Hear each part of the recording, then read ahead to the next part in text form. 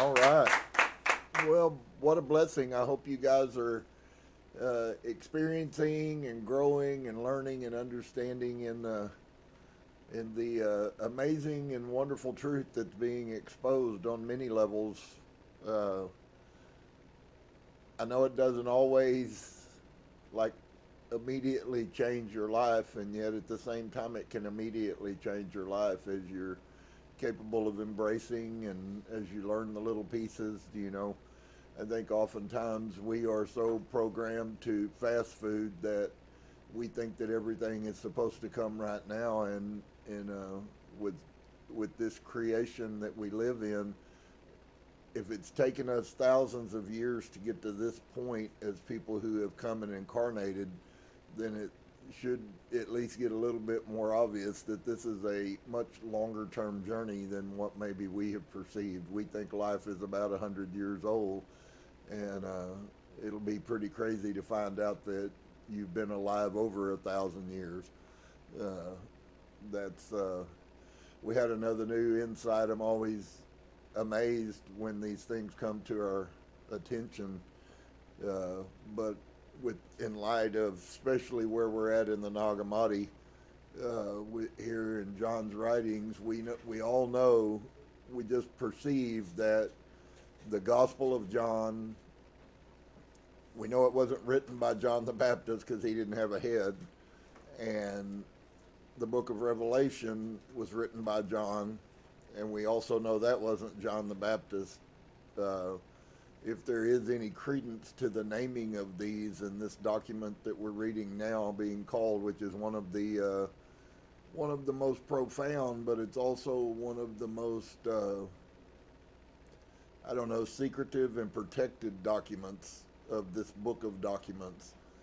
And if it is in fact correct that this book was penned by the same John that penned the book of Revelation, that would help us to understand why it has a lot of significance. This wasn't a mainstream book. It was a esoteric or hidden book that mystics used amongst themselves. And so the things that we're seeing, many people haven't seen. Understand, many of the things that we're seeing, we still do not have the esoteric understanding of what we're actually reading. Much of what we're reading is metaphoric, not literal.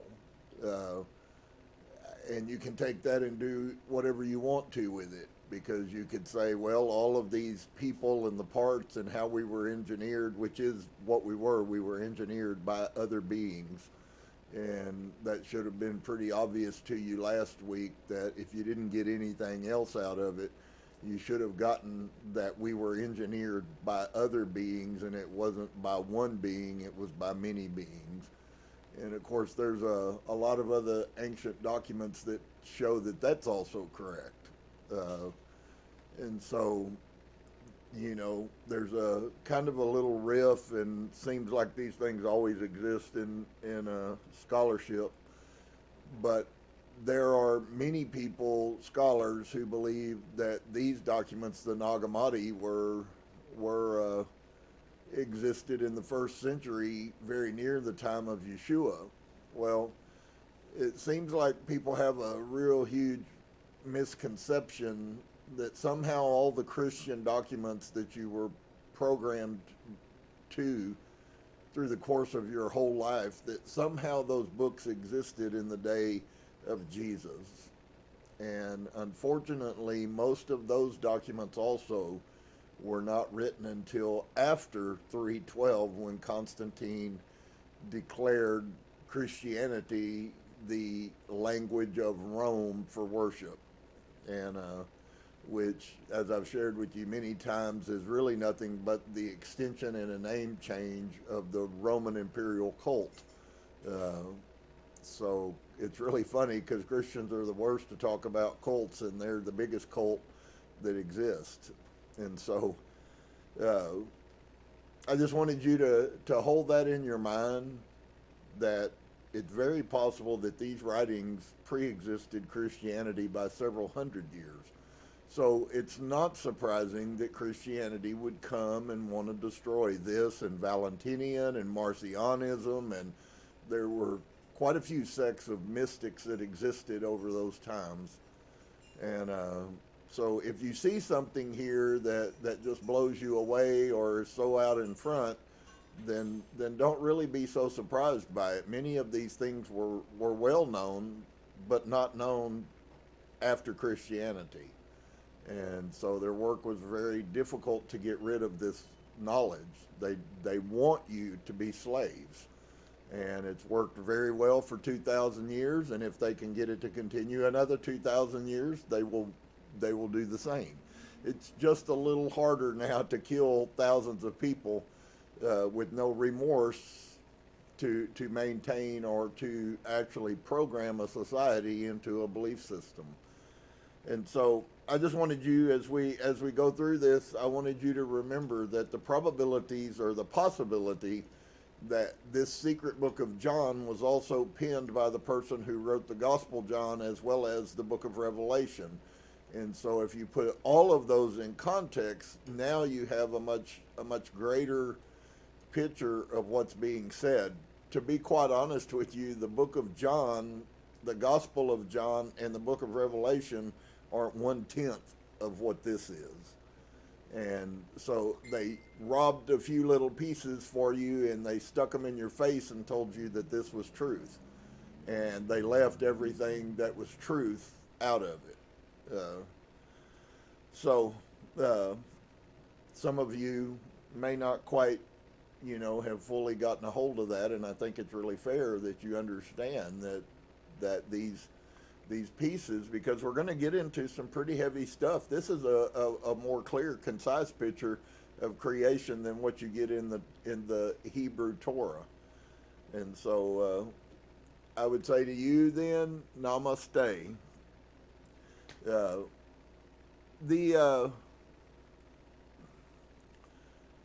Where we left off, we're coming out of that, where the next section that we're going to end up in is Adam receives spirit and life. And so we've gone through this whole creation story of many gods that created us, each individual part. And at some point, I'm sure we will have more understanding of the significance of each individual part even. And so I'm just going to pick up on the page where I left off. Epheminphi, the demon of pleasure, and Yoko, the demon of desire. Remember we were talking about demons. Well, I was asked a question, and so I figure all of us have very similar questions if we ask questions. Some may not have any questions, and I'm sad for you. But what about these demons that we were told about that we all possess? And I don't think that we are all possessed by a physical spiritual demon such as we see that manifests in our world now. Very evil, very benign. I think the concept and the understanding of the demons that we all come into, you could call it many things. You could call them character traits. You could call them weaknesses, and both of those would be very correct. And of course, those demons are amplified and built on and modified based on the people that help us. If it were true that we truly were light seekers, we would never allow our children to make it to their third year without we had already instilled in them much understanding about the things that are inherent to humans that we all fight with. And so it really doesn't speak very well for parenthood. And when you look at our society and you see how screwed up most people are, it's not difficult at all to understand that the mass majority of this programming that is being done to people is done by humans called their family. And that I've been preaching this for years, that the parents are the worst enemies of a child.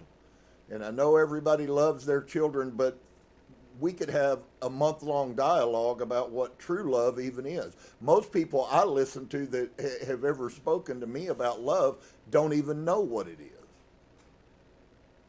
I promise you, love is infinitely more than some emotional feeling. And so you say in your mind you love your child based on what your picture of love is, with no concern to find out what love is in the first place. So if it's not love, then you're not loving your child. And so we have children that are screwed up, can't function, their minds are warped, and we wonder why our society can't figure out the difference between a man and a woman. I mean, it really does not speak good for humanity at this point. So those demons will become very strong. They will be as powerful in your life as a possession will. A possession just starts and then manifests very shortly. These demons, which are inherent and will always be in you, have years to build. And so you've been like you are for a long time, most generally for humans. That's why when you see children as children, you can probably expect to see the same in their adulthood. And so, of course, if we knew that, then you would think that humans with good, kind, loving hearts would give every effort to make sure that they instill the right programming. And unfortunately, that's not the spirit in our society, and maybe even in most humanity, but certainly not in this society. And so Yoko is the demon of desire. Nenin Tofni is the demon of grief. And Blauman, the demon of fear. And of course, most people's lives in our society are full of fear. It's full of anxiety. It's full of everything that you see there. It's full of desire. It's full of pleasure. People think that living a successful life has to do with how much fun you can have. And it's really sad, because when you take just in this brief second and you take that your focus is about nothing but pleasure, so then your main motivating force in your life is a demon. You take that and do whatever you want to do with it. Most people will do nothing with it. But it still doesn't change that it's the truth. And so the mother of them all is aesthesis, ouch, epito. And from the four demons have come passions. From grief come jealousy, and envy, and pain, and trouble, and distress, and hard-heartedness, and anxiety, and sorrow, and others. So not an exhaustive list, but certainly exhaustive in itself, the list. But do this. Look at all that's going on in our society, and it will be very easily for you to tell who is running the people around you. That's what I see. That's the toolage that I get out of these scriptures.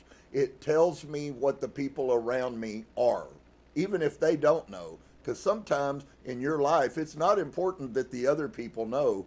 For you to protect you, all that's important is that you know. And that's why this esoteric, hidden, secret truth was never openly shared with everybody. And if it was always shared under a guide. I know that you guys have been brainwashed in Christianity that Jesus wanted everybody to know, but the truth of the matter is, friends, he didn't want everyone to know. That's why he said, I will not teach these people in anything but a parable, because most people are not capable of understanding even a parable. And he knew that, and he used that intentionally. I only want the ones who are capable, because you will only be capable if you care to be. It's an active act of your will. And of course, we've been through what will is and how important it is. And so from pleasure comes an abundance of evil. Vain deceit, egotism, self-centeredness, pride, and the like. And from desire comes anger and wrath and bitterness and intense lust and greed and the like. And from fear comes terror and servility and anguish and shame. And so it's very clear that the Catholic Church knew these fundamentals and used them quite excessively, actually. All they are doing is playing on you for what you are. They know you and you don't know you. They know by watching your behavior, a psychologist can tell who you are as a person in a 30-minute conversation in their office. They can read your mail just based off of these four things.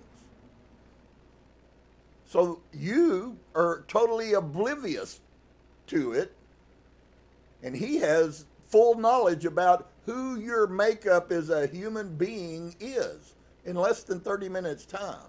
It's really not that difficult, but it does involve you being conscious, higher consciousness. And so all of these are like virtues and vices. So all of the demons are just like your virtues. The goodnesses that you actually do possess, most of which are shrouded and darkened and covered over and hidden by the negativity of who you are as a person. And that's not that you spoke a negative word, it's the negativity that you are. It's not what you say, it's what you are. And there is a huge difference. And the insight into their true nature is Anaro, who is head of the material soul, and it dwells with Athethus the Ouch Epito. Now, you notice that right there, it says that it dwells with. So then we can know that these things pretty much, though given names and discussed as if they are linear things, just like you have a picture of God as being a linear thing. He's a man that sits in a chair in the heavens, and the truth is he's inside of you. He is your higher self, because you're only a very small spark of the whole of Source. And all of these are like virtues and vices. Well, what are virtues and vices if we're going to get any understanding? What are virtues? What is your virtues? What are the things about you that are good? They're the things about you that are inherently good. And your demons are the things about you that are inherently bad. And they're both inside of you all the time. And so all of these demons are just like the good of a human, is what's being said. The insight into their true nature is Anaro, who is head of the material soul, and it dwells. So it tells you that these are spirit forces, not beings, if you would. This is the number of angels. In all, they number 365. They all work together until, limb by limb, the psychical and material body was completed. And you'll notice there that there is a distinction that has been made multiple times, but it seems like maybe nobody really got it. We are a two-part being, where the duality exists in many ways, which of course turns into a plurality, but if you break them individually, we are dual. We are both male and female. We are both psychical. We're not one or the other, and that's what we've been lied to our whole lives about, which is why Yeshua was so straight and so forward multiple times when he told people, one of the statements that I shared with you that Yeshua is touted as saying is, show me a woman and I'll show you a man. And people are just brain dead to that. I personally believe that the homosexual spirit that existing is actually inside every one of us. Personally. I believe that is very much a truth. That we manifest one or the other. And sometimes as a human, we get that a little bit screwed up. So in this incarnation, I'm a man, but I'm still dealing with past. And so in the past I was, and then this confusion comes in when a child comes into a body. And nobody's really talking about this, and I don't think anyways, in the proper manner in which it should. The truth of the matter is, outside of this human life, we are neither. These are manifestations that are made, that are part of our total makeup, but they're only facets of a makeup. And so this is the number of the angels. In all, they number 365. They all work together until limb by limb, the psychical and material body. So we are yet again a plurality. We are a dual made up species. We are psychical, we are spiritual, we have this huge thing that is part of us, and it got robbed from us, and we have nothing left to work with but this likes to bleed through from time to time. And as the veil thins and as spirituality increases, what you're going to find happen is that bleeding through is just going to become more and more and more common. And it is everywhere. So now there are others over the remaining passions, and I have not told you about them. If you want to know about them, the information is recorded in the book of Zoroaster. And the next to mysticism, Zoroastrianism is as hated by Christianity as any other, because if you put the esoterics, all of the truths that are hidden, that are eternal, that have been here since the beginning, that have resided at this point, verify. We found out this week that they found a child in a place, in an ancient cave with lots of dead dinosaur bones. And this little child, when they ran the DNA, the child was 50% Neanderthal and 50% human. Well, here's the thing, that may not mean anything to your brain, but if you're a thinker, what it should mean to you is that before this, there may have existed nothing. This may be the truest picture of true creation of humans. But what it does tell us is that since the child was found and carbon dated to 25 to 28,000 years ago, that supplants the Bible's 5,000 year creation story by 20 plus thousand years. There were humans that were living, and not only were they living, they were coexisting with Neanderthal, because the DNA of this child that they found that died 25,000 years ago is about 50% Neanderthal and 50% Homo sapien. They are two separate, distinct races of humanoids that lived on this earth at the same time, and everything that the Bible tells you is nothing but a bunch of crap. That's amazing. And it may not move you to understand that we really don't understand anything. But there is a lot that, if you are a thinker, your mind should be clicking right now.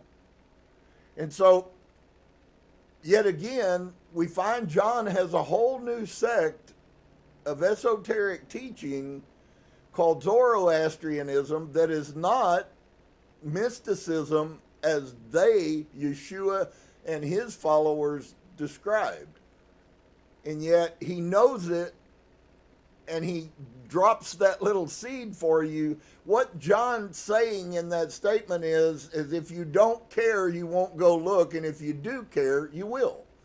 And y'all don't understand that there's lots of people telling you that there is no prices to be paid for the decisions that we made. We're just going to drift off into the Akashic record, and we're going to weep for a little while about how bad we treated people and how insane we were in our behavior towards others, and then it's all going to be over with and everybody's going to be happy. I'm sorry, folks, that's not what mysticism teaches, nor is that what it says. And if that's where you need to be to try to function, then that's where you need to be to try to function. But if you're looking for truth, you haven't found it yet. Will those things be a part of it? Probably so. Are they the only parts of it? Absolutely not. And so Adam receives spirit and life. All of the angels and the demons, so we see a positive note here. We haven't been taught this, but we see a positive note that all of these angels, which are actually protons, which are angles of light, is what an angel actually is. It is a ray of light, a proton that comes from Creator Source. And that's why they are the messengers. The light that brings the message is what the whole angel thing. It ain't about humans with wings. Never has been, never will be. It's nothing but a proton of energy that comes. So when your Source sends a message to us, it is a proton of energy that interfects in our brain and drops, downloads, if you will, just like you would a computer, information that came from Source. That's what the whole thing is. That's why there aren't people up in heaven standing on the balconies looking at you, telling you, come on now, little Johnny, do this, behave, and follow this way. And that there's a whole sect out there called New Age that teaches that you should trust your spirit guides explicitly with no knowledge that the spirit guide is your higher self that already exists inside of you. All of the intuition is the voice of your higher self. If you don't know that, you'll never make a connection with your higher self. And so all the angels and demons worked together until they fashioned the psychical body. So there's a couple really huge things that come out of that. Number one, the demons that exist in you and the angels that created you, those two did not work separately, and they're not even enemies in the realm of humanity. They are the reason that we exist, both demon and angel. That's pretty profound if you have a thinking mind. But look at what it says. Not only are they part of what made you up, they work together to create you. So the demon part that's in you was as inbred in you as the angel part that's in you. Until they fashioned the psychical body. But see, so this psychical body is basically your mind. So they made this psychical body, which is your mind. Nobody cares about the physical body. The only people who care about the physical body are humans. Nobody else in the spirit realm cares a thing about your stinking physical body. It could fall down and die, and they're happy about it. Somebody got freed again. And that's so foreign from the way that we were programmed, that how life functions.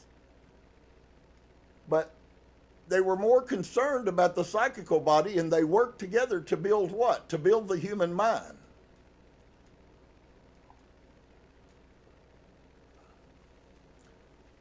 And so, until they fashioned the psychical body, but for a long time their creation did not stir or move at all. So we were fashioned a spirit mind, and we're not even connected. You notice here, they've told us the pattern for building the human body, but here we're talking even human body. So when the mother wanted to take back the power she had relinquished to the first ruler, she prayed to the most merciful Mother, Father of the All.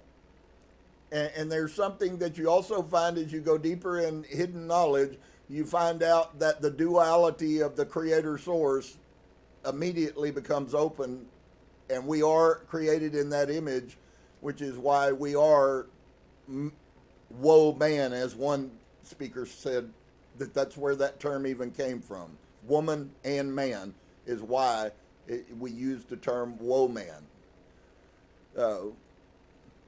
So when the mother wanted to take back the power she had relinquished to the first ruler, she prayed to the most merciful Mother, Father of the All with a sacred command. The Mother, Father sent 5 luminaries down upon the place of the angels of the first ruler. They advised him so that they might recover the mother's power. Remember, she had lost power when Yaldabaoth did his stuff. And they said to Yaldabaoth, breathe some of your spirit into the face of Adam, and the body will arise. Well, we know we're already 3 layers down in a hierarchy away from the all, So Yahweh God did not breathe. And there are a lot of people that would tell you that their belief system is that these early people actually believed Yaldabaoth, this character that we're metaphorically being presented with, is actually the bad guy Yahweh. That's why, if you've noticed, there's already been at least 4 things I've exposed since we started this book where Yaldabaoth uses the words that are written in the Jewish or the Hebrew Bible, and all of those things are direct correlations. Now, if you believe that Yaldabaoth came before Yahweh, then it wasn't Yahweh that said those things, or the truth is Yahweh is Yaldabaoth. And so they said to Yaldabaoth, breathe some of your spirit into the face of Adam and the body will arise. But Yaldabaoth didn't say that. He didn't even possess that knowledge. It was a commandment from higher ups for him to do an act. And he breathed his spirit into Adam, and the spirit is the power of his mother. That's the part he took from her, was spirit. But he did not realize this because he lived in total ignorance. The mother's power went out of Yaldabaoth and into the psychical body that had been made to be like the one who is from the beginning. Once again, the power left Yaldabaoth, the spirit left Yaldabaoth and went into the psychical mind is a really over difficult way of saying he breathed the thought into your mind, and what he breathed that thought from was the exact same thing that came from source. And so the body moved and became powerful, and it was enlightened. So here's another piece. For all of you like myself who are seeking enlightenment, all that you're really trying to do, this is something that has been so powerful, even though I still struggle with my humanity. All that we're doing, if you truly are a seeker of truth, all you're really looking for is your beginnings, or you're looking for what you were. The bad part about it is you can't find that in this human body. You will find true enlightenment after you no longer live in this body.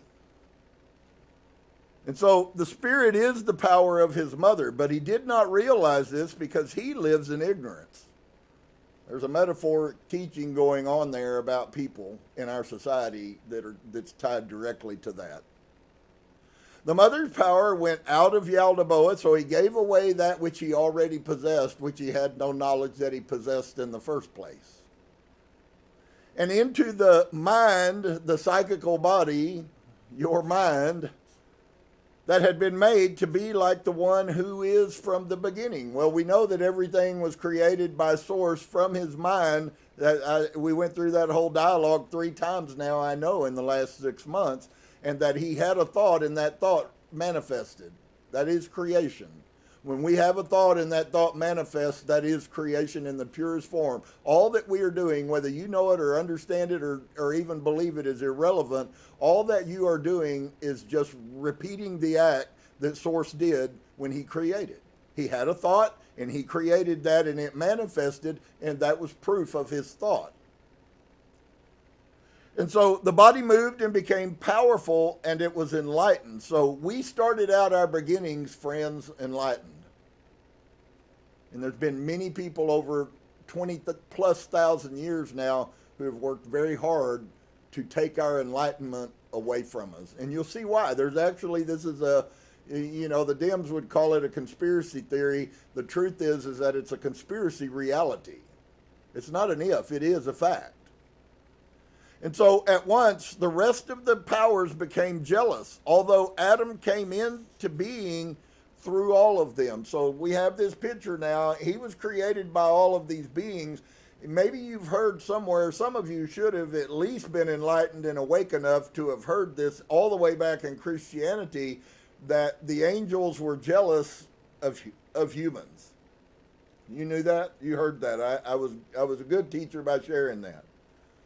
The angels still have a jealousy against us, and there's a reason. And this is going to be the way that you get to learn a lot of things that you maybe haven't understood.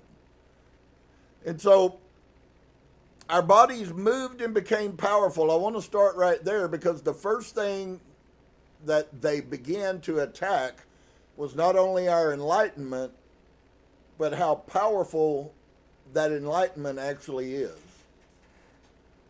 And most humans live their lives feeling weak and frail and scared, and all those demons are functioning. Why? Because those demons are functioning and they're overshadowing. What did Yeshua come to do? He did not come to save you because you believed in him. He came to tell you that you are more than a human. That was the message. You are more than a human. You are light. Well, that doesn't mean anything to 99.99.99.99% of the people. So all you know is, and maybe you feel good and you sing a song, "This little light of mine, I'm going to let it shine," and you still have no revelation of what that means. And so at once the rest of the powers became jealous of us. Why? Because we were powerful and we were enlightened. We knew things that they would never know. That's why Yaldabaoth did not know that he had the light inside of him. And he gave it away, and when he gave it away, then it's just like when you give something away and then you wish you had it back. And so, although Adam came into being through all of them, they gave their power to this human. So by them creating us, they empowered humans to be what we are. And the journey since then has been to destroy us so that we don't find out who we are. Unfortunately, Source has a time schedule, though it may be 25, 28, 35, 96, million years long. It's still a process. You can't see it and I can't see it, but he knows exactly where we're at. And so Adam was more intelligent than the creators and the first ruler. Now I have to ask you a question. Just in the scope of humans, who all humans are more intelligent, but if you see, hiding enlightenment from humans makes them ignorant. It also makes them lazy, it makes them sloppy, it makes them self-centered, and they don't want to spend the energy to find anything out, which is why John said, "I'm not going to tell you what you can go research for yourself. If it means nothing to you, don't do nothing with it." Yeshua said the same words, friends. Source is looking for those who do something with it, those who seek, because the ones that seek have a guarantee that they will find it. But passively thinking about something is not the same as seeking truth. And so Adam came into being through them all, so that includes us. We are Adam. Female or male, we are Adam. And they gave their powers to this human.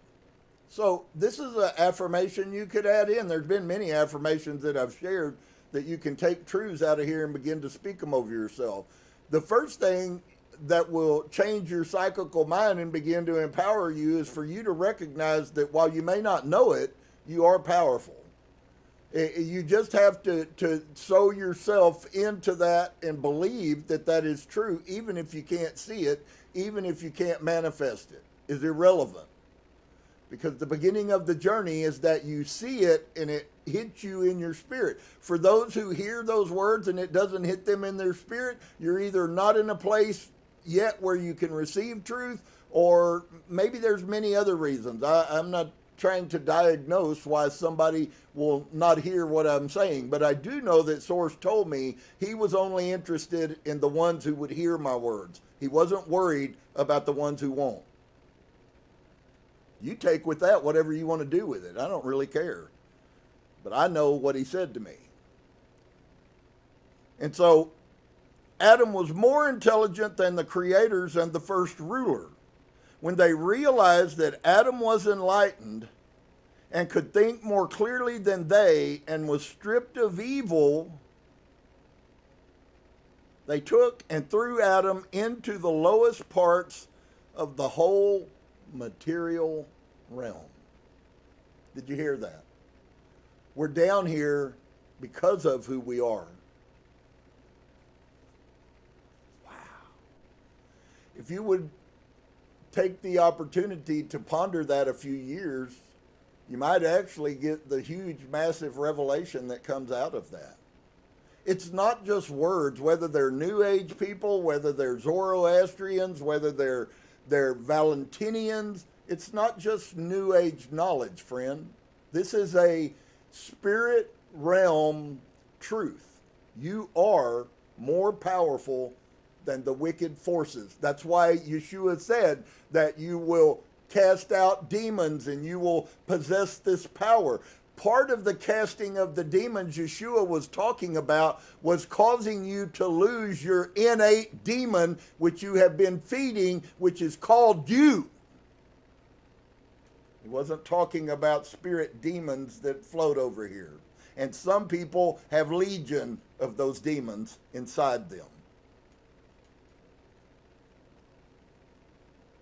Is any light starting to come on for anybody? This is so huge, it's amazing.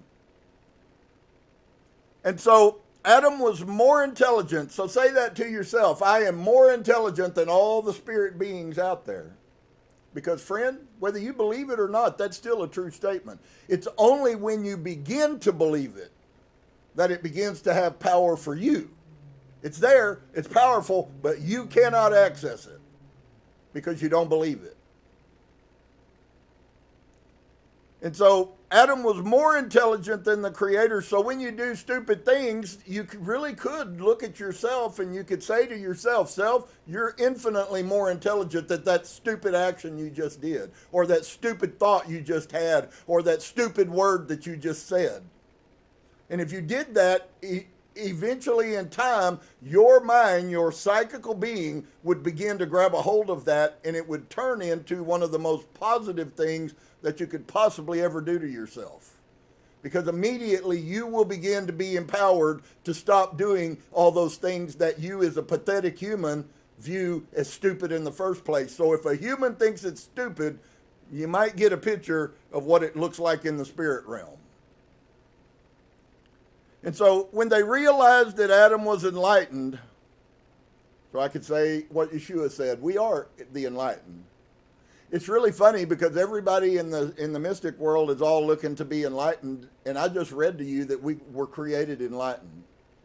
It's not enlightenment, it's all BS that they're telling you. It's not enlightenment that we need to gain. What we need to gain is understanding and mastery of the enlightenment that we were created to be. You can't make something that's not. You can't become enlightened if you're not enlightened. You either are enlightened or you're not. And if you are enlightened, then you ought to act like it. And if you're not enlightened, well, then that speaks for why you don't act like it. Is anybody awake today? I know this is heavy and intense, but it's absolutely beautiful. I'm dancing in the cane breaks in my spirit because I know that there is freedom. This is answers by the millions for people who know and have no hope. No matter how much truth you tell them, they continue to live in the same cycle that they've always lived in. Very little has changed. They can't find, they don't see their egotism. They don't see the other bad behaviors of their self. They still function, but they can tell you about everybody else's. Folks, anybody can tell you about everybody else's behavior. What you can't do is tell about your behavior. And that's where we fundamentally as humans are once again corrupt. And so when they realized that Adam was enlightened, I love that. Why am I going over that? Because I hope that I impregnate you with the Johnny Appleseed seed that you are enlightened. Listen, we have spirit beings who are looking at humans. Adam is the concept of humanity. All humans are Adam. Okay? And they were created how? They were created enlightened. So all these people that'll fill your head full of that nonsense about you trying to achieve enlightenment, it tells you that they lack knowledge. You already are enlightened. What you are is enlightened and shrouded. So it's there, but you just can't get to it. And that's a totally different set of problems. And so Adam could think, as inside, so outside. Can I give you a picture? Maybe some of you have figured this out, and some of you wonder why. Why have we entered into a time when people who graduate from college can't tell the difference biologically about what a man and a woman is? Okay? And so that in itself really doesn't mean anything. Okay? But it's in the understanding that is what is going on inside of you is what is manifesting. What you're looking at, friends, is a picture, and if you pay heed, you will understand many things that I've said that you may have even took defensively. But if you pay heed and you begin to accept the responsibility for what you were created as, which is an enlightened one, okay, then it will become very, very easy for you to make the switch over.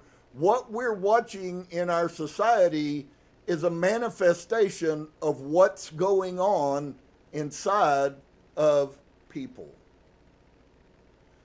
The agendas that are functioning in our world right now are manifestations of what is going on inside of people. They can tout Donald Trump as being chaos, but chaos never has the capacity to tell the truth. They are projecting what those people, and you hear them all over, they're politicians from the greatest to the least, and what they are doing is trying to project on thinking enlightened people, which Donald Trump is. They are trying to project their sickness on him, when in reality what it is, the chaos in our society, and is a manifestation of them. Because what he's doing is de-shrouding the chaos. Just so you have a little clearer understanding about why this thing causes so much conflict. And so, and they threw Adam into the lowest part of the whole material realm. So in other words, we were not created in the material realm. We will not exist in the material realm. Everybody wants to go to heaven, and nobody knows that there isn't a heaven. The blessed and the benevolent and the merciful Mother Father had compassion for the mother's power that had been removed from the first ruler. The archons might be able to overpower the psychical perceptible body once again. Now that's a mouthful, but there again, there's another hour's worth of teaching if you break that apart and find out what's really said. So now we have these created beings called archons, who are now capable of doing back to you what has already been done to you again. When people tell you that there are psychic attacks, many of you may not study very much, so you don't know that I constantly get blasted by psychical attacks, some from people that I know very well that get angry at me, and they have no idea and no concept that their evil spirit causes attacks against me, because I am the light bringer that is bringing light to people who walk in darkness, and they hate it. They say they love it, and they say they love you, but the truth is that their demon that's pulling their chain is powering them, not themselves. And so the blessed, benevolent, is the Mother, Father evil? Blessed and benevolent are all really wonderful things that you should use constantly in your prayer time. You use constantly in your affirmation. I do everything I do for a benevolent end. That's not uncommon around people in the spirit world. I want good things to come out of my actions, not bad things. And if you sit around and somebody does something and you curse them in your mind, whether you know it or not, you have psychic power that you're using every day, and you have been every day of your life. The only question is are you using that in a malevolent manner or in a benevolent manner? You are using it. Every one of you, every human on this earth is using psychic power every single day. The only question is, what do you use the power that you were gifted when we were created? What are you using it for? Good or ill?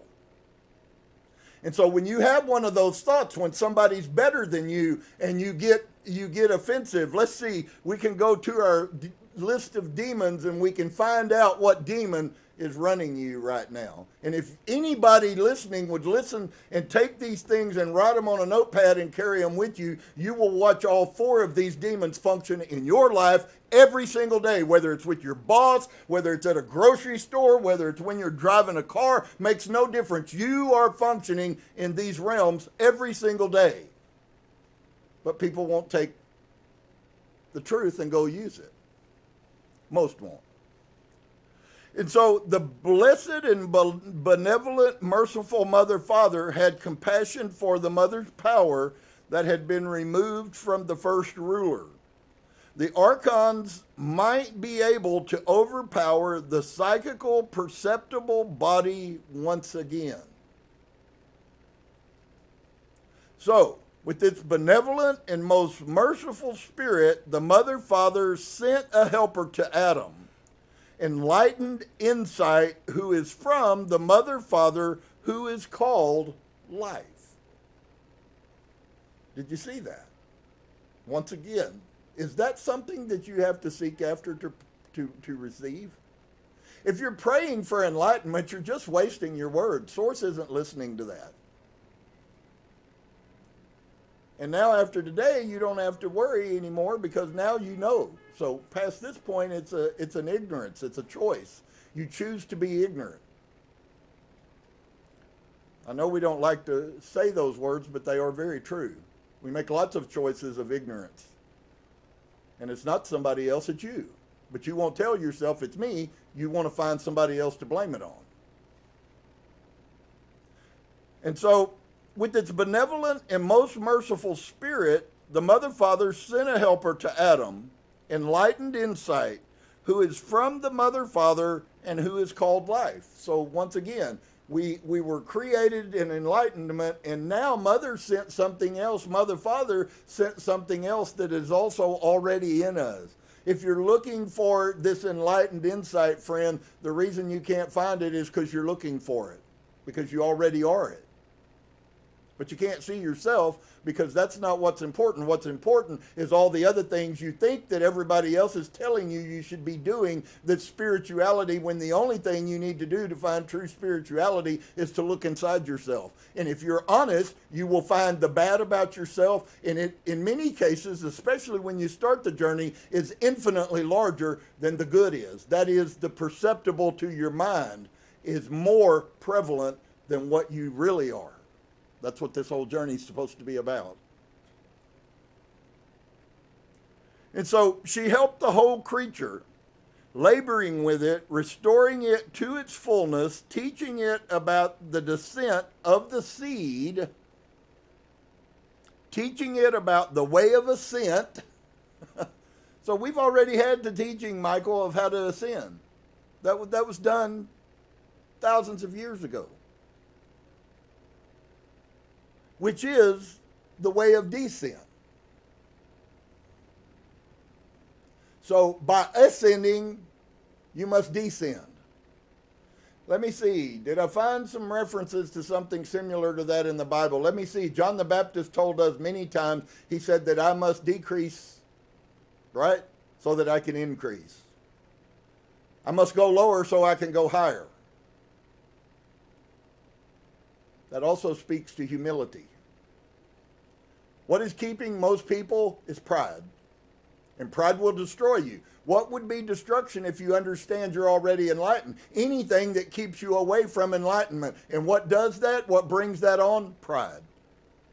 Pride is destruction because it keeps you from being able to ever find what you're looking for. Whose fault is that? It's yours. You're the only person that can make yourself either be prideful or be not prideful. That's your choice.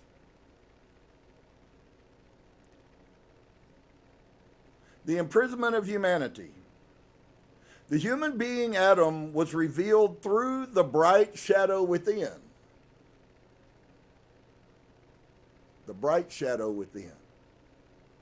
So we have in 2,500-year-old documents we have that we all have a shadow in us, but look at the concept difference between psychology today, Carl Jung and all the other psychologists which are talking about the darker side of your shadow, and look at the concept that they had. Why? Because of the purity and the difference between the purity that these people had prior to Christianity and the corruption that we have post-Christianity, which is where we are. Christianity is dying. Even Christians don't believe Christianity anymore. And so she helped the whole creature, laboring with it, restoring it to its fullness. There's a term, and you may not find it in the Bible or whatever that you've read, but Yeshua was actually quite noted for talking of the fullness. Why? Because he was esoteric. He was teaching hidden truth. To many people, the fullness is speaking in tongues, babbling in some church, dancing like a chicken and clucking and falling on the ground and rolling around, and that is the fullness. They have received all the Holy Spirit that they have.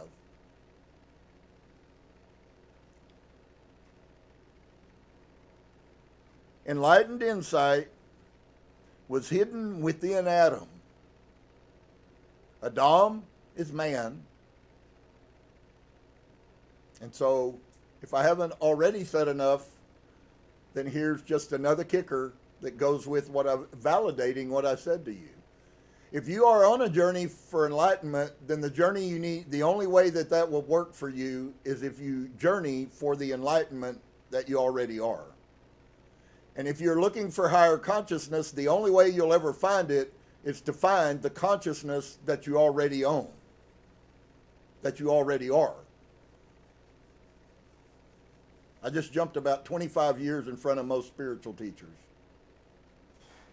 Enlightened insight was hidden within Adam. So if we are Adam, if we are man, then I've told you today that you were created enlightened, and now not only that, there's an enlightened insight.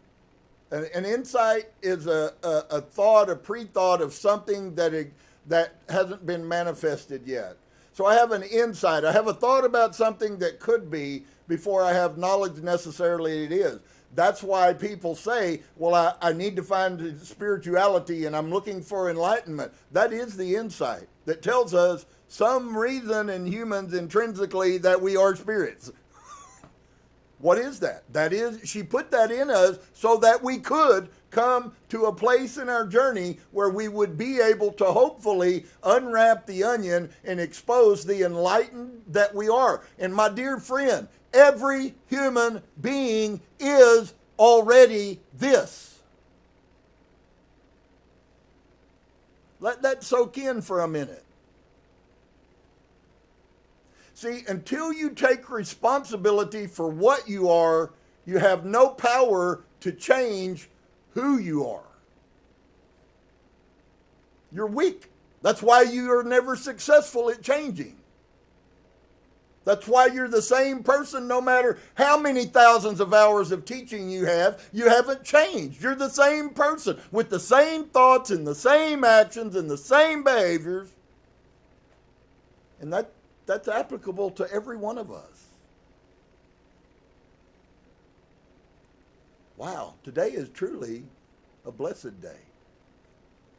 And Adam's ability to think was greater than that of all of the creators. So when they tell us things like we only use, what is it, Mariana, 2% of our mind or some number, it's some absurd number. That really is a truth. When they looked up, they saw Adam's ability to think was greater. Do you understand why there's a hunger amongst the spirit world for enlightenment and higher consciousness? All they're telling you is they're hungry for the things that we already are. The problem is most people are not out there telling people that you already are this. Quit looking for it and start looking for what isn't it and get rid of it inside of you. That's the job. You already are. You can't stop it and you can't start it. You can either shroud it or leave it shrouded, or choose the journey of unshrouding your enlightenment. And that's a lot different picture. And so when they looked up, they saw Adam's ability to think was greater, and they devised a plan with the whole throng of archons and angels.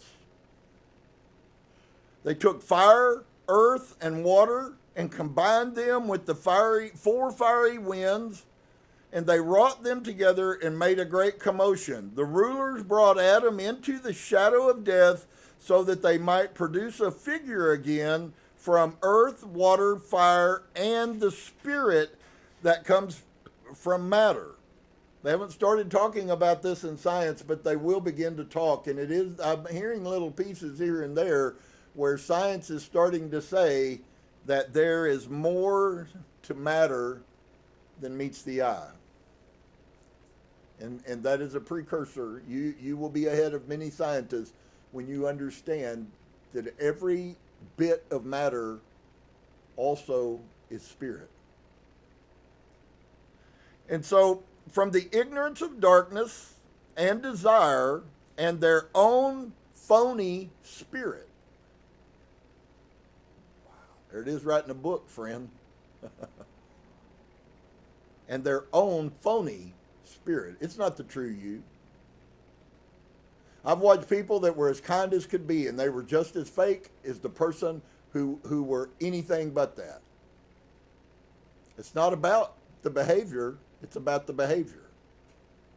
It doesn't matter which one. You can either be overly fake in this direction or overly fake in that one. But at the end of the day, you're still fake. And so this figure is the cave for remodeling the body that these criminals put on the human. A fetter of forgetfulness. Wow. They chained us to a hidden place of forgetfulness. I remember somebody telling me a lot of times I heard this statement. Well, you know, ignorance is bliss. And that never would, my spirit could never accept that as being anything positive, and I totally know why now. Ignorance is nothing but ignorance. There's no bliss in it. And so Adam became a mortal person, the first to descend and the first to become separated from the truth of what he really was. And you're one of them. You're in the same state Adam was in. You are this supernatural God being that's created in an enlightened state with enlightened forethoughts, and you have zero knowledge of it. And if they can keep you in that stage of stupidity, they will have you live through many lives. Do you understand how many people have come back into this life doing the same karma over and over and over and over and over and over and have never yet even been told that they were created as an enlightened being? So if your journey through this thing has been to find enlightenment, I would say your journey today should cease. Maybe you should start a new journey. Maybe you should just take truth and say, I am enlightened. Now I need to go find what is encumbering me from being that enlightened. And that would be a valid journey. I know I'm infinitely further in front of than most people are. Just as our president has to say, I'm 10 steps in front of all of my enemies. So we're going to quit right there because the archons, next week, we will come into where this ancient esoteric knowledge ties us to the Hebrew Scriptures. When Adam is put in to paradise. So I hope that you've been blessed. If I overwhelmed you, that's not surprising. You have to move pretty fast to stay with me. But I have given you a lot of good tools. They come, and they're for our use. Yeshua did not come to hurt us.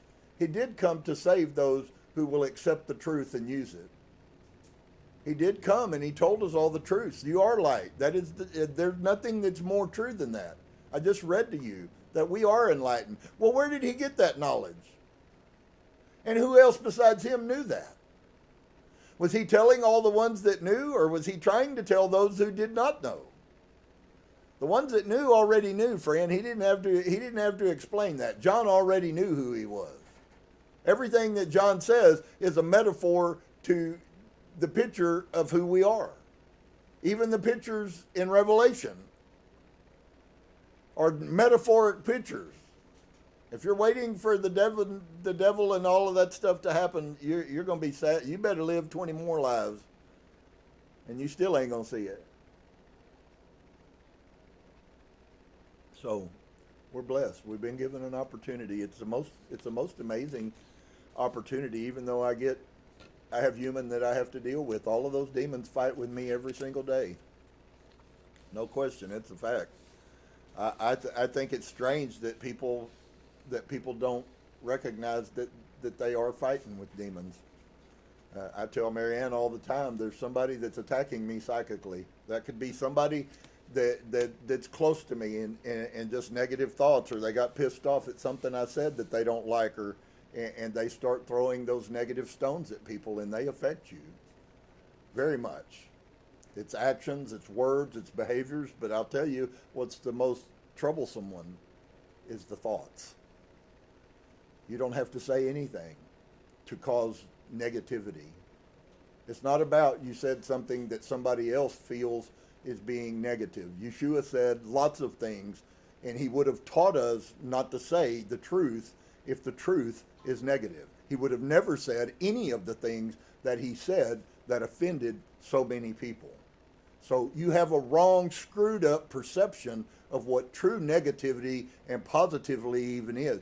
Positive truth is not always fun. Let me say it like that. In fact, oftentimes positive truth is anything but fun. So, we're going to take a break. I hope you'll be blessed, and I hope that you have been blessed. If you are, watch the film again. If you are, go study. If you are, put some of these things. If you are, take some time to reaffirm yourself and ensure yourself every day that I am enlightened. I was created enlightened, and now I'm starting to get upset because I don't know it, and I didn't know it, and I've lived my whole life fighting when I didn't have to, and on and on and on and on and on, the ways that we can change as far as humans go. But you're not going to change the manifestation. You have to change the thought for the manifestation to change. And I believe many of us will. Shalom and peace to each one of you guys. We'll be back in about 10 minutes or so.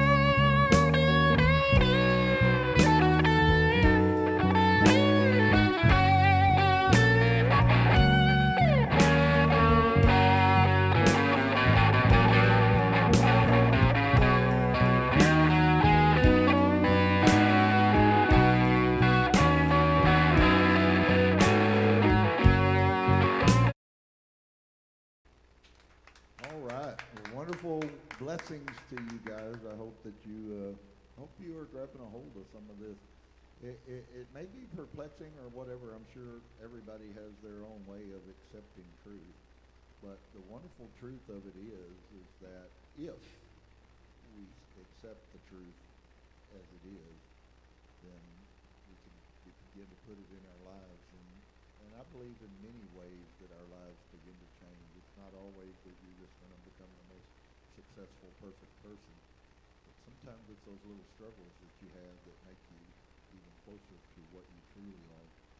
So it seems like the journey of walking as a human is to explore and find out who I really am.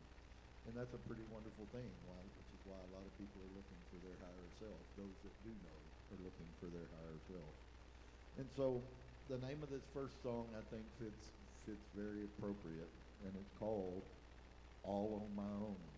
Each one of us must make a choice and a decision all on our own.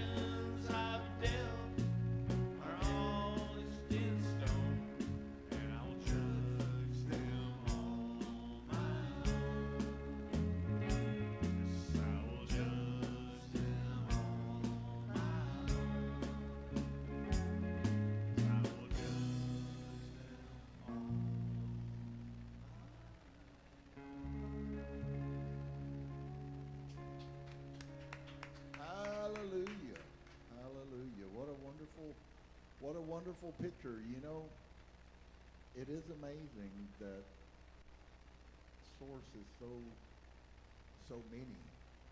I mean, we're all part of the light of Source, and yet the individuality that comes out in the singularity, it's just crazy. I don't really know. I think it really is, for me, is like a new revelation all over again of how amazing this thing that we try to define and make linear in our mind, a picture, a drawing of what God might really be like. And then you think about the infiniteness of his wisdom and knowledge and his thoughts. He simply thinks thought. And then think about the things that have been taken away. What if we really could, simply by thoughts, change our world? And we can, but I'm saying, just revel and think about that. If you could quit trying to be something because you already are it, would that be beneficial to you? And I think the answer is unequivocally. We had something, we were given something, we were created something, and then we were given, it's almost like you could say a psychic spell was put on us and caused us to lose that. And that's where the mind of forgetfulness comes in. And I know the older I get and the older other people around me get, I notice that they seem to have a mind of forgetfulness. But at the spirit level, all humanity is struggling with that. And so I think it is something that he desires for us to overcome. Yeshua came to tell us that you are this. That was the message. You already are this. And then as we begin the journey, Source is always faithful and true to send truth to us. Maybe not that we always like it, but sometimes the best things that we get in our lives are things we may not really necessarily like. What's the whole thing about truth? I'd rather have the truth than a lie. Well, sometimes the things that we like the most are lies, and that's not a condemnation. I think all of us do it. But inevitably it is the truth that sets us free. And so if we recognize just that one thought, that it's the truth that sets us free, the more truth we learn, the more free we will become if we will embrace it. And so to that, we simply sing this song today, and it's called I Thank You.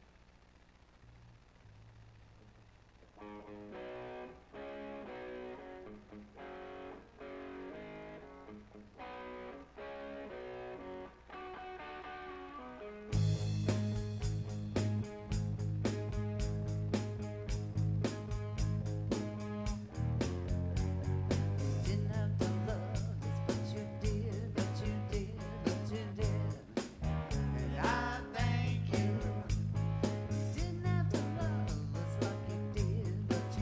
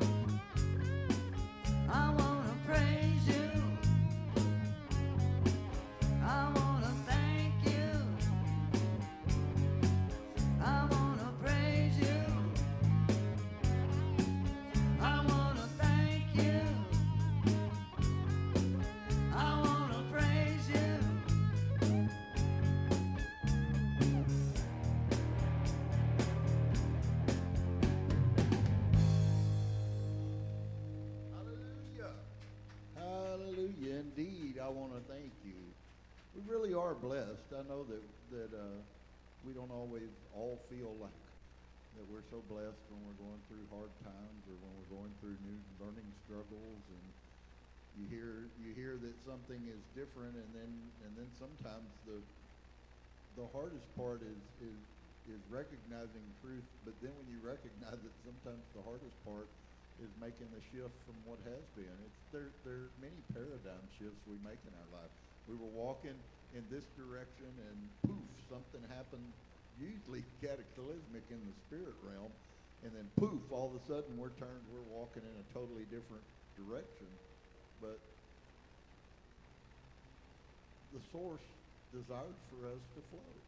No one is the possessor of all truth except for source. And so it's inevitable that there will be many things that we have paradigms in our life that will switch us in the timeline that we're on or in the direction that we're on. And we have to choose to, you'll hear it's a coined phrase that's used quite often, that you must go with the flow. And source wants us to flow for him and to flow to him. And so with that thought in mind, then one of the things is that God is always here for us, if you use that terminology. But in many ways, we've spent our life without him. It's not that he's not available to us, it's that we weren't available to him. And the name of the next song is Life Without You.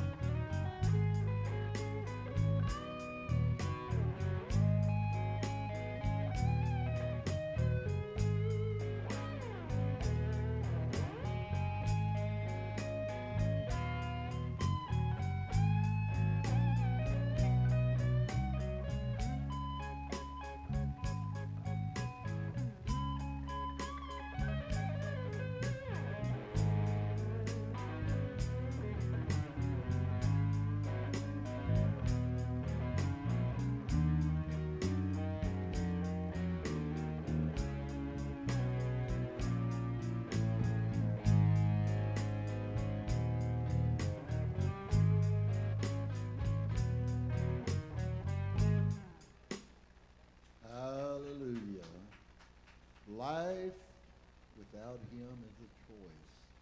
All of us have come to a place in time, all of you out there. This is the most amazing time. It's funny, 30 years ago in Austin, as a Christian pastor, I said that I believe the time that we're living in is going to be the most significant time in history. And it's so amazing because it wasn't at all what I thought it was, but I do believe those words are true. The newness and the beauty all around us is coming out as people's frequencies change. Are there going to be low-frequency people? Obviously. The scriptures constantly tell us that's true. The question isn't, is that going to be? We have to recognize that is a truth, and we're going to have to deal with it. But on the other side, the opportunity we have now is to, in a way, maybe like never before, although it's always existed, but in a way that we can hear the things that will help us then to raise our frequencies so that we can hopefully fight ourselves out of this wet paper sack we call humanity. And so the next song, I think, really fits that appropriately. The next song is called Freedom Song. And friends, Source desires for each and every one of us to be free from the lies that have been put on us. Freedom Song.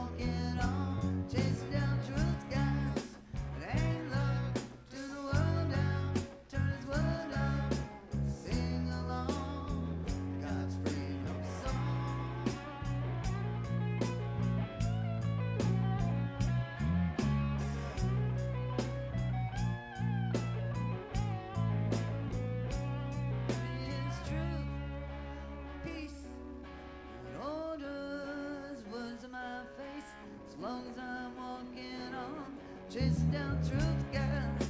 It ain't luck. Turn the world down. Turn his word up. Sing along. Sing along. Yeah. Sing along. God's freedom song.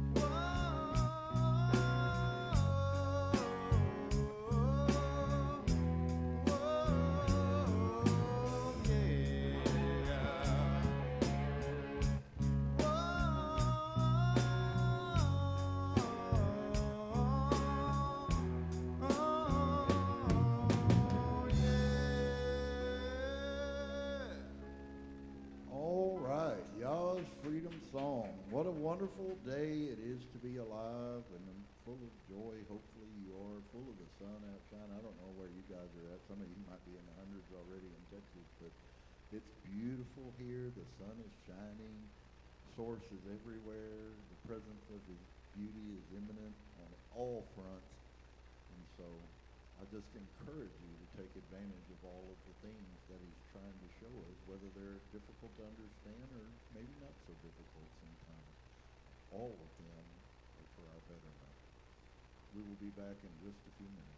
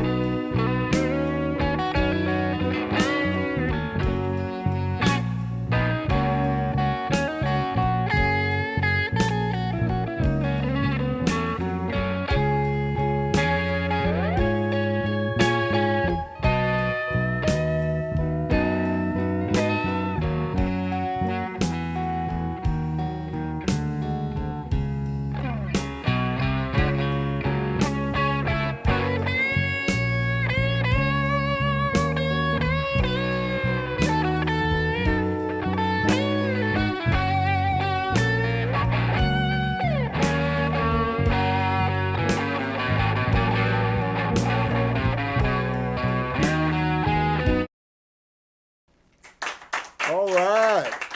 All right. Namaste. Looky here. What do you think? Isn't it crazy? All the goodness that has existed outside of the religious lie of many things. Now, it's up to us to take them and to use that wonderful, amazing mind we were given, and understand there's. I think I can safely say. I hope it won't be offensive, but I think all of us have been vaccinated. We've been having a conversation about vaccinations, but I really do think all of us humans, under this guise that we live in, have been vaccinated into the guise of mindlessness. And what I mean by that is it's been injected almost into our DNA by the desire to keep us from knowing that we are really supposed to be great. Look at how many fallacies there are in people who've grown up feeling horrible and worthless. And I mean, that's not the way that a person who was made by God to be amazing is supposed to feel about theirself. And yet it fills our society. And what I notice is that the further we get away from the more that you can see it, the more that things that you used to maybe didn't care about, all of a sudden now you start seeing them and you start recognizing that there's really a lot of destructive force that went into causing people to feel that way about themselves. And so I think we've all been victims of it. I think we've all been guilty of perpetrating it. But the good news isn't, if it was, then that's sad for all of us. But on the other side, the good news is that we have been blessed to maybe get to see something that many generations never got to see. Many people have lived on this earth, friend, and died under the shame of the lie. And so I recognize there's not a thing we can do right now until we learn more about quantum time shifting, and then when I do, then I will probably shift to multiple different time frames. But there's nothing that we can do about those past time frames right now, but there is something we can do about the future. And I believe it's happening all over America. I believe that you're going to watch. This is going to bring on one of the greatest. It is an enlightenment, but not in the concept of us being enlightened. There is enlightening that is coming, being exposed, that is already in us, and we're just not aware of it. And it'll be the exposure that helps people to be able to embrace that they are something amazing and special. But stop and think for a second. How much would it change the world if we not only knew that about ourselves, but what if we also knew that about everybody else around us? I mean, there's lots of people doing lots of stupid things, and I'm not saying you close your eyes to people's stupid behavior. But even with their stupid behavior, you see them as an amazing creation and as something that's exceptional that just has not yet been revealed to them. And so I think that there's a lot of wonderful things coming. There's a lot of amazing things that are coming. And yes, as I've said, there's going to be people that miss it. They're going to miss it, sadly enough, because they want to. Because I believe Source is going to make it so prevalent, you have to make a conscious choice not to. And there will be people that do that, but that's neither here nor there. You can't help people. They have to help themselves. And so we're looking today in how to know God. All of this is about knowing the God, and we've had so many programs put in us that are false or corrupt, and it's just, for us, it's going to take time for everybody to choose to get rid of that or to choose to stay in it. And so we were at Aphorism 53 last week, and the concept has a lot to do with no matter where you are, there's much more room to go further. And only by going inside in the prayer closet in the veil where God exists in your mind, can you have an opportunity to truly come to know Him and to also know one's true self. And so 53 says, by making samyana on single moments and on their sequence in time, one gains discriminative knowledge. And whether you know it, a lot of the things that I'm sharing with you are really based off of that. They're discriminative knowledge. You have to discriminate. There is knowledge, and then there is godly knowledge. There are things that people know that are carnal, and it's still classed as knowledge. Not all of psychology is right. Not all of psychiatry is right.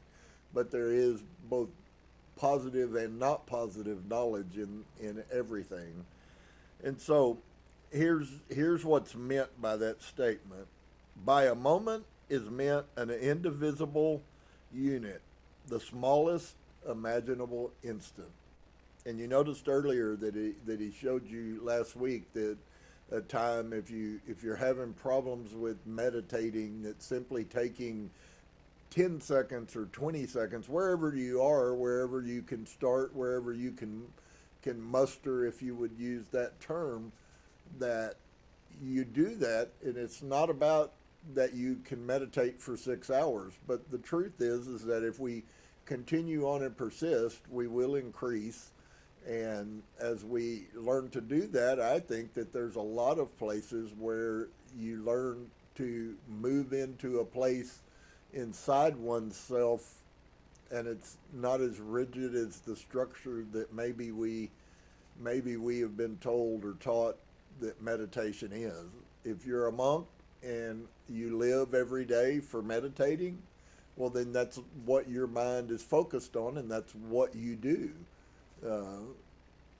Obviously, all of us don't have the years to go to Tibet and to sit for 20 years meditating to learn how to meditate 8 hours and lose oneself totally and completely.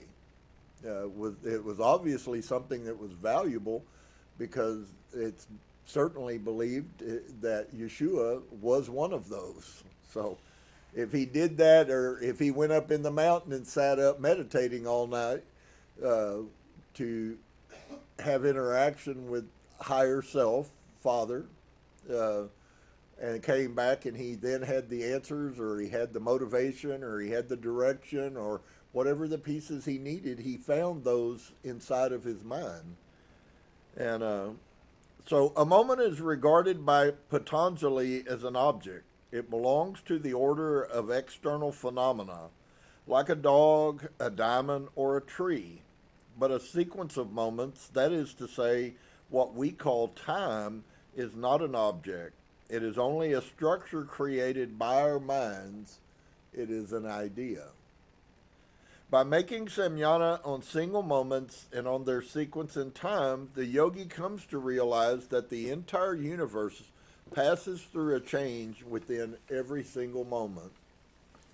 Hence, he understands that the nature of the universe is transitory. Nothing is ever the same. It's always moving.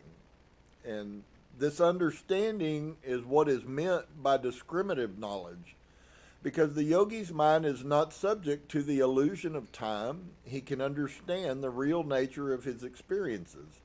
The rest of us who think in terms of time sequences are constantly generalizing our sensations, mentally carrying over the sensations of one moment into the next and the next.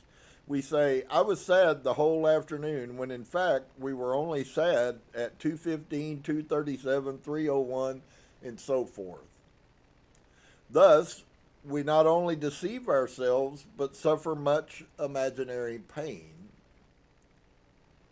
There is a Zen Buddhist technique for enduring torture by breaking up the time sequence and concentrating only upon what is happening in each moment of the immediate present. I think it's called living in the present moment. And concentrating only what is happening in each moment of the immediate present. In this way, suffering can be robbed of its continuity and made much more tolerable. For suffering is largely composed of our memory of past pain and our fear of repeated pain in the future, and this memory and this fear are dependent on our consciousness of a time sequence. So many of these things are very easy to write, but not necessarily always. When we're going through things and we think the world is falling apart, it affects us because we haven't had long enough. Hopefully that's all that it needs is more incidences for us to learn how to simply move into the moment. And I do hope for all of us that we do, because I believe those that are successful in that will live a much more enjoyable life if you can learn how to deal with things. If we could learn how to dissociate ourselves from our horribly raging emotions that we allow to go on. And I'm really talking not, I think sometimes people think that it's at some levels the outward emotion that is bad. Somebody gets mad and they scream or and not even a right or wrong issue, but really that's kind of, honestly, that's really the minuscule part of it. The more appropriate part of it is the pain that we suffer inside of our minds. And so we often allow other people's actions, other people's bad behaviors to affect our emotions, and then they emotionally affect us, and then we live in that for multiple amount of time. It kind of reminds me of the old story of the person who a lady that I met that came from England, and she was kind of metaphysical, but she said, I went to this church and there was a lady who came and she was very rude, and she said, rude words that a Christian shouldn't say to somebody, and I had no idea who she even was. And I don't remember what the thing was. She sat in her seat or something like that. And anybody who's ever been in Christianity knows Christians are horrible about their seats. And so she was very, very offended. And the horrible part was, she was rude. And, there's no question the lady was rude. I had lots of them that I saw go through my church that were rude. And, but the sad part really was that it was like 2 years later or something. It was a time, and so just as he's talking about, she had that time sequence go on and on and on. Every time she got an opportunity to tell that story, she could tell that story, and she was hurt as much 2 years later as she was the day it happened. And finally she got a chance down the road to meet this lady, and she told her she was going to straighten her out, finally after all this time. And she said something in the church about the lady hurting her, and the lady looked at her and she said, "Ma'am, I'm sorry, I don't think I've ever done a thing to you." And the girl told her the whole story, and she goes, "My goodness, if I did that, then I am so sorrowful that I did that." So what's the moral? The moral is that for 2 years that woman suffered, and her emotions were controlled by the behavior of someone else, even though the someone else had moved on from the behavior. Wow. I don't like it when I think about the concept of me allowing other people's emotions to hold me captive. But we do it all the time. So it's a real thing that we have to learn how to take control of those things, and it is something that we have to learn. And so 54 says, thus one is able to distinguish between two exactly similar objects, which cannot be distinguished by their species, characteristic marks, or positions in space. Suppose you took two exactly similar, newly minted coins, showed first one, then the other, then changed them behind your back and showed them again. The yogi who had made this samyana would, according to Patanjali, be able to tell you correctly which one you had showed him first. The spiritual value of this power of discrimination lies, of course, in one's ability to distinguish always between the higher self and the non-higher self, the outward appearance. However, deceptive the latter may be. And so it ties with what John talked about us having this amazing intelligence that has been just blotted out to a large extent out of humanity. And so we should be able to discern those things, but we have been so numbed in our minds that we don't even pay attention most of the time.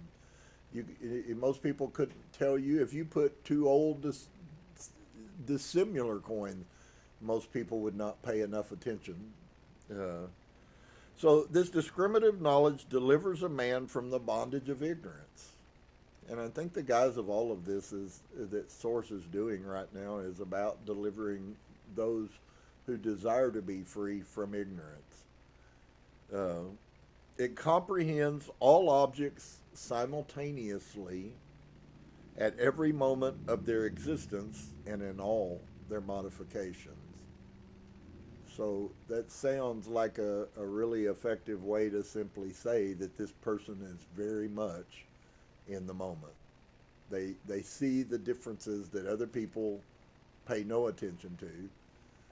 That's why they can't anymore, and it didn't used to be that way. And I don't say that everybody was always right, but I do believe we are living at a lower intelligence than was even 25 years ago.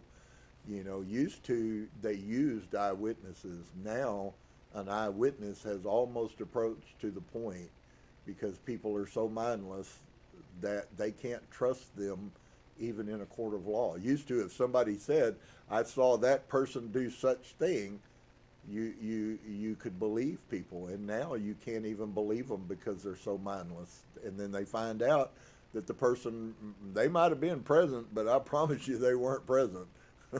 And so that's not a good thing. That's really a horrible thing for us. We miss a lot of what's really going on, what's being said. I know I've had many situations where I would say to somebody, did you see that? And they go, no, I didn't see that at all. And it's like, how could you have not? Well, sometimes we get frustrated, I think. So this discriminative knowledge delivers a man from the bondage of ignorance. So then what might be a benefit to come out of this thing? It comprehends all objects simultaneously at every moment of their existence and in all their modifications.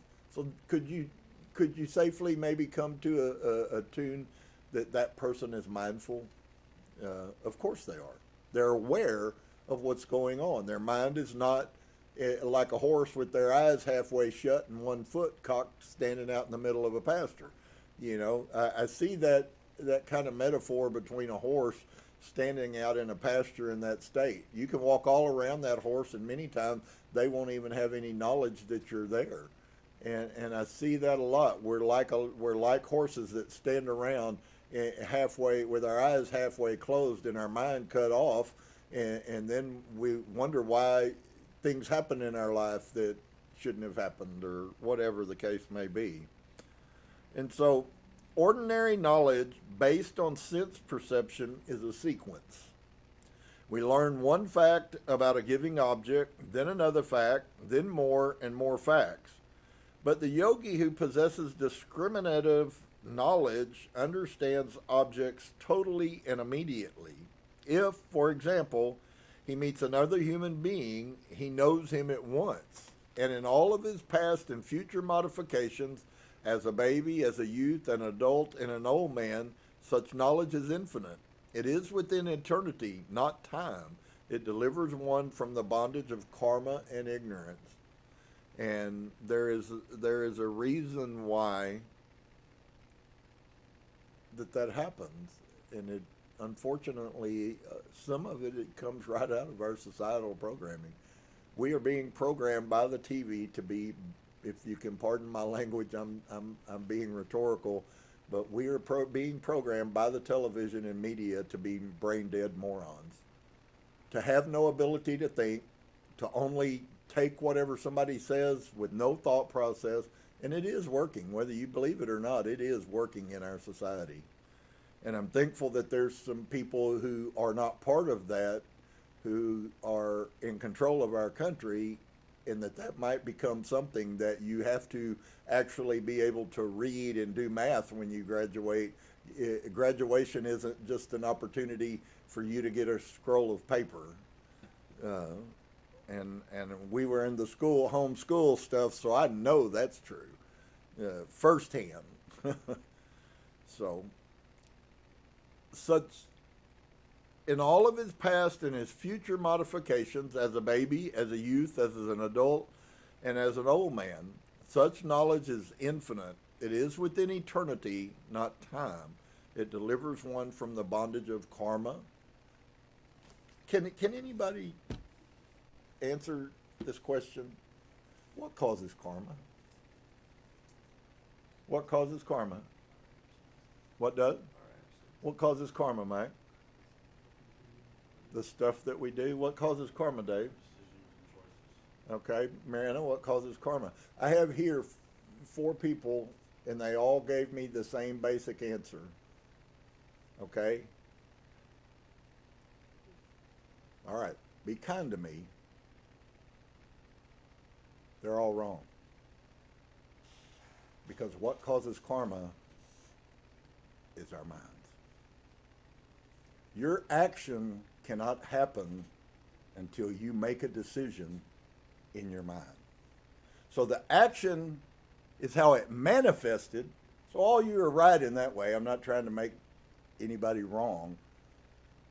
I'm trying to get us to differentiate that we have been so programmed that it's only about the actions, and we're missing the more important part, which is the mental process. If you have right thoughts, you don't do bad actions. So let's say for all of us in Christianity, right? We all wanted to be Christians and be good Christians and be God's people and all those things. And if we could just do all those things, then we would be good, right? If I don't rape, steal, lie, and cheat, then I'm good, right? Yeshua addressed what I'm saying here, friends. It has nothing to do with what you do, although it does. That's the manifestation, but you have to metaphysically look past what the thing that's happening. What caused you to do that? And it was your mind. And until we take control of our minds, we're going to keep doing the things, and whether we come out of it feeling shameful for our behavior, hopefully you do. If you have nothing else and all you have is your behavior, I hope you're shameful all the time.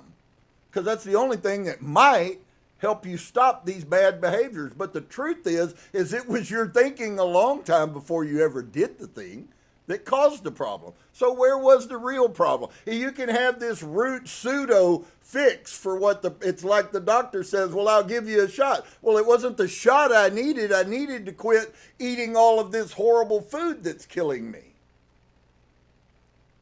Okay? All of it comes out of our minds. The actions come out of your mind. You don't just the only volunteer things we do is things like breathe and that. We may not have control over those. Those happen out of our body. But everything else that happens in your life, it goes through your brain. You think on it and you make a decision on it. And then what do? Then you act. So it's not the acts and I've been taught that my whole life. Well, brother, it's not what you think, it's what you do. Bull crap. It's exactly backwards. It is all about what you think, because the minute you change your thoughts, guess what happens? Your actions immediately begin to change. Why aren't people changing? Because they're not changing the way they think. They're thinking the way they used to think, hoping that they can be good enough to quit being a sinner. And that's why Christianity has people, because it's easier to tell them that, oh, well, it's this. And so everybody then focuses on, oh, well, I did that. Well, yeah, but 65 seconds before you made that decision, you were thinking about this thing. That was the time to fix it, not after it went to your hand. And so there's really a lot more wisdom there than I think maybe most people will get a hold of. But until you begin to change your mind, your actions won't change. That's why so many people are so unsuccessful at changing, because they didn't change the thing that makes us do things, which is your mind. And so here you go. Ordinary knowledge based on sense perception is a sequence. And so 56 says, perfection is attained when the mind becomes as pure. Now listen, because he's going to tell you what I just said to you. Perfection. If we are this great, amazing, benevolent, Mikey, you are those things. I know you may not be showing it, but I don't know whether you know it or not, but I do know it, and you are freaking amazing. Amazing. That's who we are. But if we ask ourselves, are our behaviors showing that to the world? Well, where does your behavior come out of? It comes out of your mind. You all can understand, well, I made a choice. Well, what was the choice? It was the decision you made in your mind to stick your hand out and steal that thing. Your hand reaching out and stealing something did not do that by itself. You consciously chose that. Until you fix that, you're going to stay in this hell pool called karma for the rest of your life, and maybe a bunch more. It's got to happen inside, in your head. And so perfection is attained when the mind becomes pure.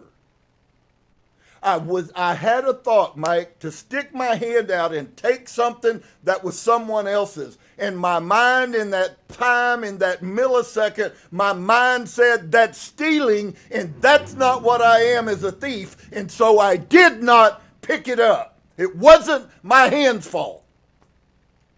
It was my mind's fault. And that's in everything you've ever done. Everything you've ever done in your life, you have gone through that sequence. And until you change that sequence, you will continue. You will not change. You can cry to Jesus. You can weep and wail about how sorrowful and how shameful you are. And tomorrow you'll be sorrowful and shameful again. Because you didn't fix the problem. The problem is your mind.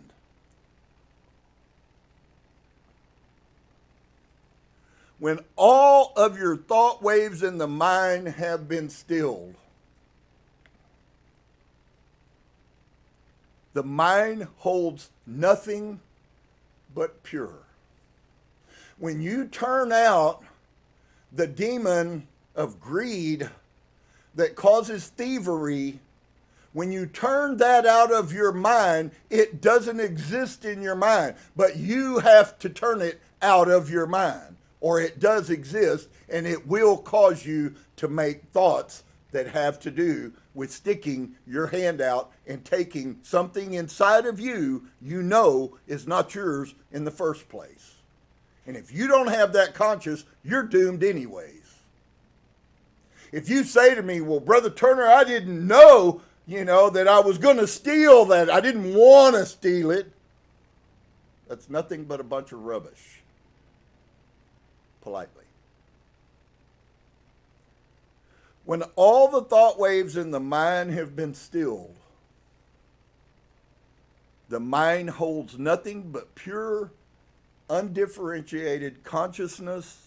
In this state, it is one with your higher self. You want to know how to get to be one with your higher self? When you take all of the impure thoughts out of your mind. That's why your intuition, which is your higher self, always tells you the right thing to do, even if most of the time you don't do it.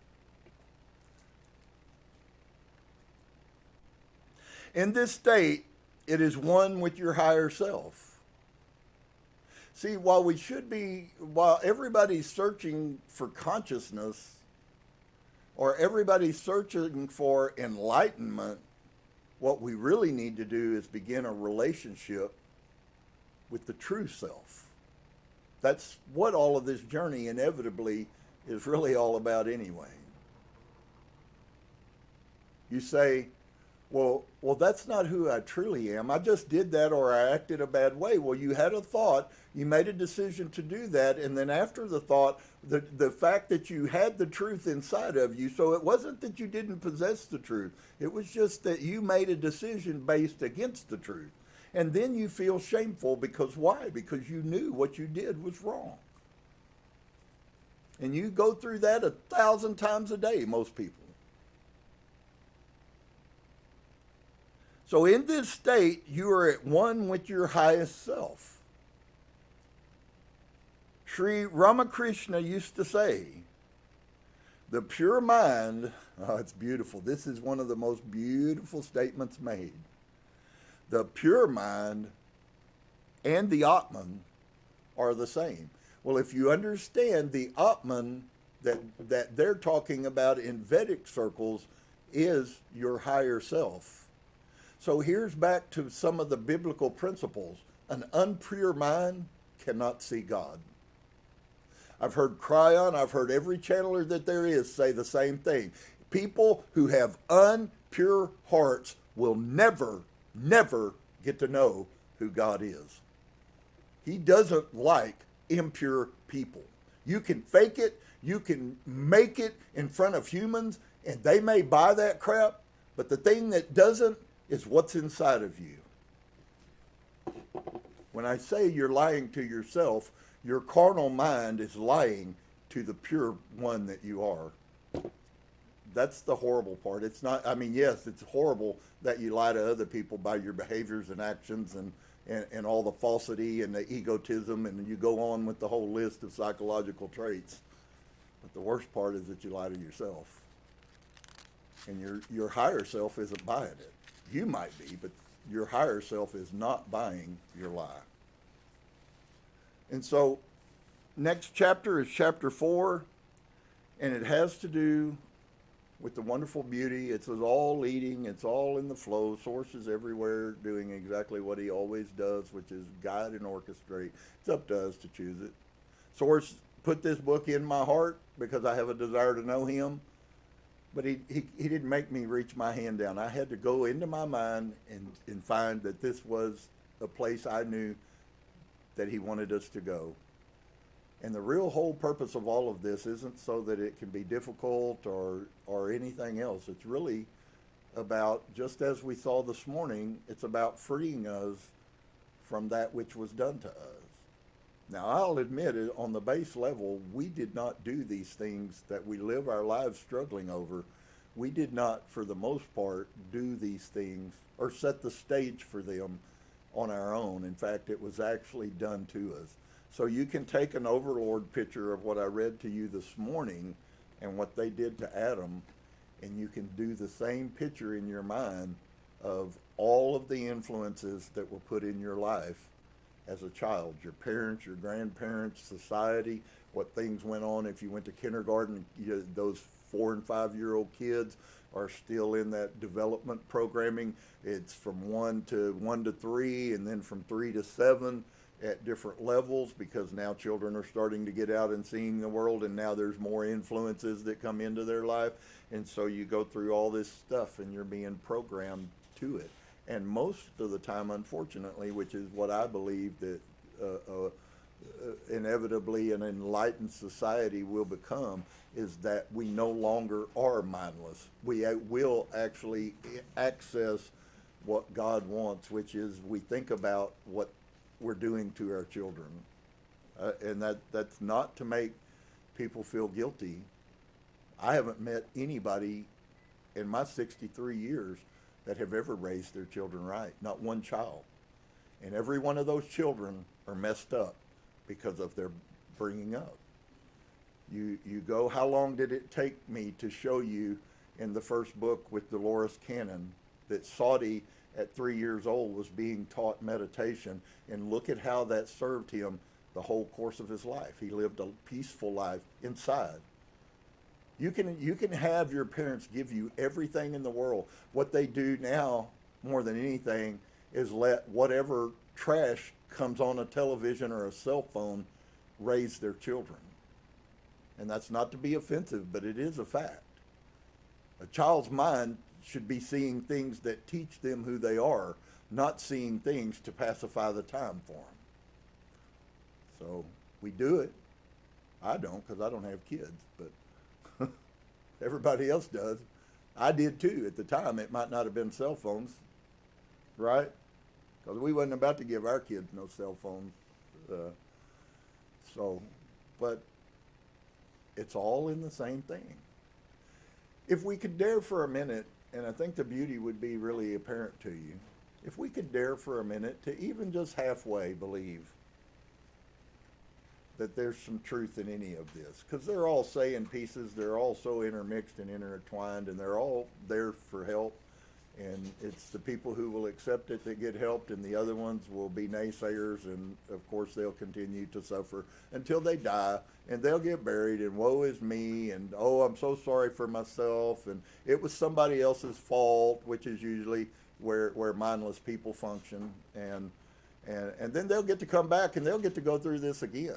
And if I come back, as Cryon has said, that there's going to be light workers, there are now, I am one of them, but there will be more that are coming into this realm, and that the cycles seem to be getting less and less and less on people coming back in. And there's a concept for those who are raising in frequency, those who are recognizing that they were enlightened, that they are created enlightened, that I'm already enlightened, and I've been looking to try to be enlightened, and what I need to find out is what's shielding my enlightenment from me. That's, if you get that, you'll get the journey, and life will begin to change pretty rapidly for you. But until you do that, you're going to stay in the old dilemma, you know. And I guess if it's okay to stay there if you want to. I just don't want to stay there myself personally. I want to find out what it is to walk on the rest of this earth, and when I come back in, I want to come back in with more knowledge and more wisdom, that I might help more people find the truth. Because friend, this stuff right here, there's been thousands of people, millions of people work really hard to hide all of this from us. It wasn't accidental, and it certainly wasn't easy. They had to kill people by the millions to shut them up, to diminish the knowledge. I think the number is somewhere around 6 or 12 million in the first couple years of Christianity that they killed as heretics. It was a good living. It was like being a bounty hunter. If you were working with the Catholic Church, a heretic hunter, man, that was a good living. You know, they pay you real good money to go kill that person. And you find them still chasing Martin Luther, trying to kill him multiple times. You find them all the way in. It's a thing that you have to do if you don't want the truth to get out. And so for us, we have an opportunity, which is why I say this is the blessed. It goes back, the prophecy that I've shared with you guys about in Jeremiah, where Jeremiah is speaking, and of course he is also a mystic, just so you know. Jeremiah says that there would be a time, okay, he used the word God or Yahweh, whatever the understanding was, but he said that there would be a time when God would put his truth in a man. Where do you think he put that at? What do you think that whole concept is about? The whole concept is in a way, Jeremiah's prophecy is being fulfilled in this time in which we live. It's told to us as he will put his laws in your heart. Well, if you understood Christianity, that meant the Torah. But if you understand it now, we're now talking about the universal laws. The laws that have always existed of rightness and wrongness. It's never been okay to steal. Never. Never. It's never been okay to lie, ever. And it's never going to be okay. Those are universal laws. If you take the 10 words are universal laws. How can you love someone and steal from them? You don't love them, you're a liar. And if you're not doing whatever you're doing, I don't care what it is, if you're not doing it for the purpose of love, I don't think you maybe want to find out what the answer for that is. But it ain't good. And so if you dare, once again, but action has to be preceded by the thought process. I'm not going to do that. Even if you have the thought, I'm not going to do that because that's not functioning in love. I'm not going to say that because that's not functioning in love. And sometimes functioning in love is the epitome of saying that. So now you not only have to have wisdom and understanding, now you have to have discernment. Anybody remember, if you were in Christian, about you guys heard it? I know you guys in Austin did the fivefold ministry. They have no concept about what that's even about. How do you show God? Ask yourself that. Am I showing God? And if the answer is no, then there's a fix. You can fix it. If you say, I don't know, or, some other, it's just proof that you aren't conscious. That all of this, all of our lives and our journey are all about us glorifying and exposing God, just like Yeshua did, to people who don't know him. And if you're living for any other reason for that, then you've already missed the point. The purpose is to tell people who he is, what he is, and that he loves us. But there's also a way that we're supposed to walk. In that law, you're free. It's the law of freedom. You have the right to ruin your life and to suffer all the karma you want and to come back as many times as you want to. Or you have the right to opt out of those things. Totally free. Totally up to you to choose. Will you change your thoughts, or are you going to continue with the thoughts that have ruined your life? If you like ruined life, you already have your answer. And if you don't, you now also have that answer. Shalom to each and every one of you guys. I hope that you will recognize that this is really ramping up. I don't know if you, maybe some of you do, but if you sense that it's like the screws are being tightened or the power's being turned up. And so you're here, you're in a good place. Blessed to all of y'all that I've talked to that, say words that your life is being improved and benefited. I hope that is true and continues to be. Obviously, Source loves all of us and wants all of us to experience that. So, shalom to each and every one of you. And we say to you today, namaste. In the words of the immortal Tim McGraw, always be humble and kind. Shalom.